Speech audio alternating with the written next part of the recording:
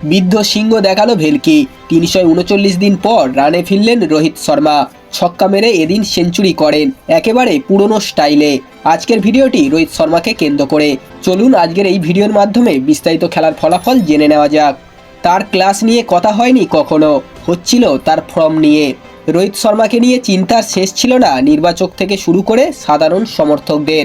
তবে সেসব দুশ্চিন্তার দিন আপাতত শেষ। সময়টা একেবারেই ভালো যাচ্ছে না রোহিতের।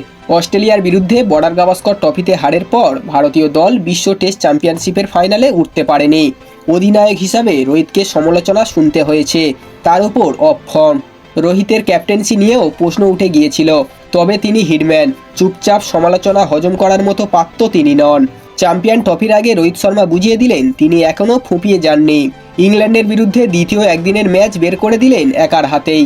স্বস্তি দিলেন কয়েক কোটি ভারতীয় সমর্থক ও নির্বাচকদের। ৩৩৯ দিন পর রানে ফিরলেন রোহিত শর্মা। ছক্কা মেরে এদিন সেঞ্চুরি করেন একেবারে পুরনো স্টাইলে। বড় টুর্নামেন্টের আগে রোহিতের ফর্মে ফেরা দলের বাকিদের বড়সড় স্বস্তি দিল নিশ্চয়ই। একদিনের ক্রিকেটে ৩২তম শতরান করে ফেললেন রোহিত শর্মা। এদিন তিনি যেন অপ্রতিরোধ্য। অনেকেই বলেন যেদিন রোহিত শর্মা খেলেন সেদিন আর কাউকেই খেলতে হয় না। কথাটা যেন এদিন আবারও সত্যি বলে প্রমাণিত হলো। এদিন শতরানের আগে আদিল রশিদের বলে ছক্কা মারেন রোহিত। এই আদিল রশিদ এদিন বিরাট কোহলিকে আউট করেন। কোহলি ও রোহিতকে কিছু মানুষ বিদ্ধ সিংহ বলে হেয় করেছিলেন গত কয়েকদিন ধরে। কোহলি এদিন রান পেলেন না, তবে রোহিত ফর্মে ফিরলেন আবার। ৯০ বলে ১১৯ রান করে অবশ্য সেই আদিল রশিদের বলেই আউট হলেন রোহিত শর্মা। বন্ধুরা, এই ছিল আজকের ভিডিওটি।